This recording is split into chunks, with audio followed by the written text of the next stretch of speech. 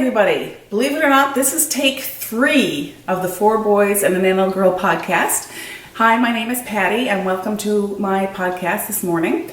This is the 3rd taping. As I just mentioned, I just looked at the video from the 2nd taping and realized you were seeing me at about this level for the whole podcast.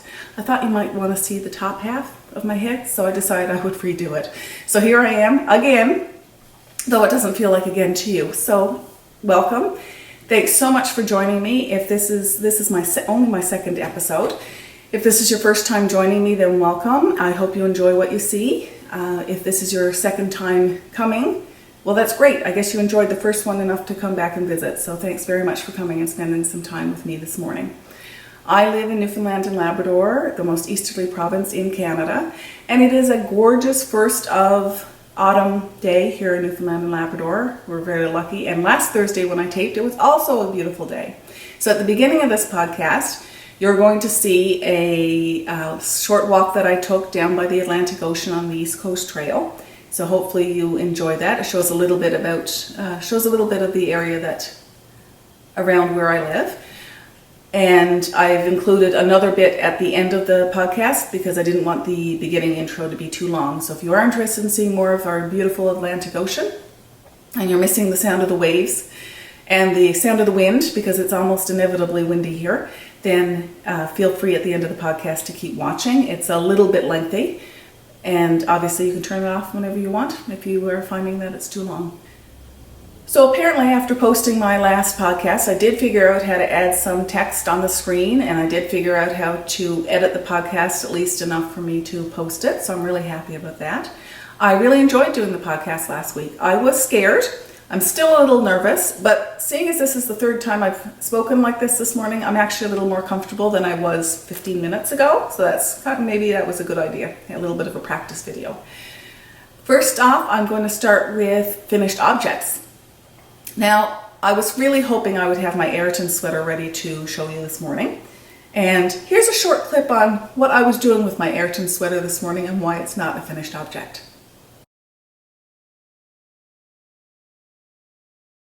So there you have it.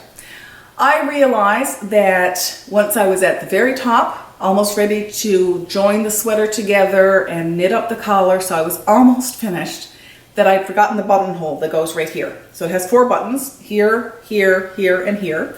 And I felt this button being missing would have made this sweater coat hang open too far. And I really want it as a fall sweater. So, and I also don't want it to be drafty. So I ripped it out. I didn't measure how many inches I ripped out. It was too darn depressing. So I ripped it out. I've restarted. I've knit in that buttonhole that I neglected to knit in last time. I'm up to where I need to cast off to start the sleeve, the arm sleeve shaping. So that's really good. So I am making progress on it, but I'm not going to show it to you until I'm really hoping next week I'll have it finished. That's my goal. And the podcast and my blog keep me accountable, so there, you can hold me to it. If I don't have it next week, obviously if some life happens, then I may not, but I'm really hoping to get it finished for next week to show you.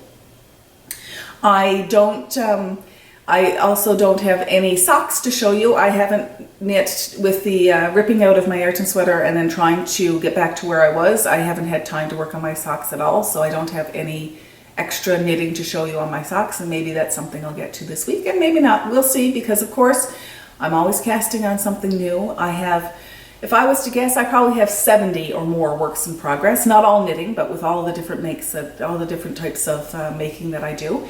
So if you're out there thinking, wow, you know, she's showing off 1 or 2 works in progress, that's really awesome. She's just sticking to very monogamous knitter. There is no crafting monogamy in this house. I am amazed that I've been able to stay married for 20 years, because I certainly cannot stay monogamous to any craft or making project that I have on the go. So hopefully, apparently I'm good at human relationships and not so good at making relationships. So I want to show you a couple of finished objects, believe it or not, that I worked on this week. And I'm seeing this as one of the, I guess, first reasons to podcast is because it keeps you accountable. And if you're someone like me who has a dozen projects on the go at any given time, it kind of gives you the incentive to continue and get something finished. So the project I'm about to show you has been languishing for well over a year. It's a crochet project. It's for my boys' bathroom, so it's kind of a little present for them. And it's a blue whale. And think about that. I love his tail. I love his eyes. I put in safety eyes that I picked up from one of my local craft shops called Fiber Lily. I'll put the information for Fiber Lily. Hi, Erin. Erin's the lovely owner of Fiber Lily.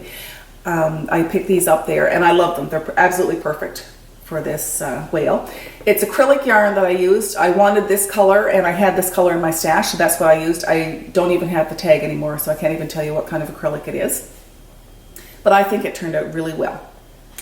And I'm stopping there in terms of bathroom decor. I will not be crocheting the top, something for the top of the toilet tank or to put over the toilet seat or anything like that. I'm not going quite that 1970s, 1980s, but I really like the idea of a blue whale Kleenex holder that I had seen on Pinterest, so I decided I would make it.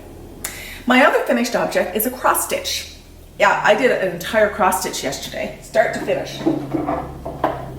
You'll see why I was able to do that in a second. I'm a member of the crafting group at the St. John's Military Family Resource Center here in St. John's. And we have a craft group that meets every Wednesday morning and a quilting group that meets every Thursday evening. I'm not able to attend that one quite as regularly because of our children's activity schedule. But I planned to do a cross stitch project, and here it is. It's a skull, all ready for Halloween. Really quick and easy project, though some of the ladies were complaining that they didn't enjoy it and didn't find it quick and easy, so I found this quick and easy. Here's the back, so the pattern's on the back. You paint the canvas in just with acrylic paint. You put the pattern on the back and poke holes in the holes at each corner, and then you stitch them up. Easy peasy. I think this came from the Decor Hacks website, but I'll put the information on the screen so that you can make one or two of these too. There's a spider option as well that I made last year, which I'm not showing you because it's a finished object from last year, not this year. So hopefully you like that. I thought that was really cute and really quick. Okay, this is going to be a fairly quick podcast today, which is fine because it gives me less to edit and you more time to do what you need to do today. I want to show you two things that came in the mail. So this is my Canada Post section of the Canada Post section of the podcast, I think I'll call this, or something like that. I'm going to try and put titles as to the sections that I'm speaking about in this week's podcast, so we'll see how that works out. So these are two things I received. Now, just then I had opened up I only had just opened them, so these nice little presents for Patty are already opened. But the first one is from Jody at Mrs. Brown's Bags. Jody is a bag maker, a project bag maker coming out of Edmonton, Alberta, and she's one of the Grocery Girls, which is kind of a superstar knitting podcast that if you haven't seen, you should check out. Her sister Tracy and Jody are both fantastic knitters. They are really, really funny. The interaction between the two of them is a real joy to watch, and the amount of knitting that they do in the run of a week is incredible. So if you get a chance to look them up, then do. So this came in a nice little protective bag. It's got a gorgeous herring something. I can't remember what, houndstooth? Maybe it's houndstooth pattern inside. And a little maple candy. Isn't that cute? So Canadian and so cute. So what Jody does is she knits up swatches of yarn from different indie dyers and then takes pictures of them and has them printed on fabric. So it's an absolutely stupendous idea and makes for a gorgeous project bag. So this will likely be my project bag for this gorgeous gradient yarn. Now I did have this lovely and all skeined up in the first taping, and all rolled up, so I want to show you this yarn. Isn't that gorgeous? This is from Little Bean Crochet, and here's her Little Bean Loves is the name of the yarn that Little Bean puts out. Hi Kayleen. Kayleen's the owner of Little Bean Crochet. She does all hand-painted yarn. This colorway is 11. It's named after the character in the Netflix show Stranger Things, and if you like science fiction with a little bit of creep factor, I really highly recommend Stranger Things. I just finished watching it and just loved it. This is it's a gradient, although I know it's a little bit hard to tell that in the skein as this is. It's her Luxe Socks. Let's see, Luxe Socks base. Materials are 80% merino, 10% cashmere. Oh, it is so soft. I might need to be alone with this for a minute afterwards. And 10% nylon. So I'm planning on making a shawl out of this.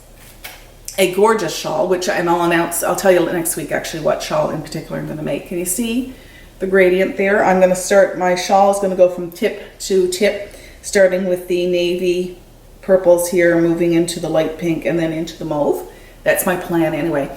And honestly, this is gorgeous. It's going to be gorgeous. I'm not sure if this is a gift for me or a gift for somebody else yet. But anyway, whoever gets it is going to be in love because this is amazing. Thank you so much, Kayleen. The base is gorgeous and you did a great job with the gradient dye. I absolutely love it. I also want to talk about a couple of other podcasts that I enjoy watching. Lynn over at the Sunshine and Bubblegum podcast is actually the reason why I purchased the yarn from Little Bean Crochet. She is a big fan of Little Bean Crochet yarns as well and had recommended shopping there, so I did. But Lynn is also hosting a knit-along. So it's a KAL, K-A-L. So a KAL can be a knit-along, it can be a crochet-along, which is a C-A-L, but still called KAL. A sew-along, an S-A-L. You know where I'm going with this, right? So Lynn is hosting a knit-along, and it goes from now until I think the 31st of October, but I'll put the dates on the screen in case I have that wrong. Sorry, Lynn, I can't remember offhand. Mommy rained this morning.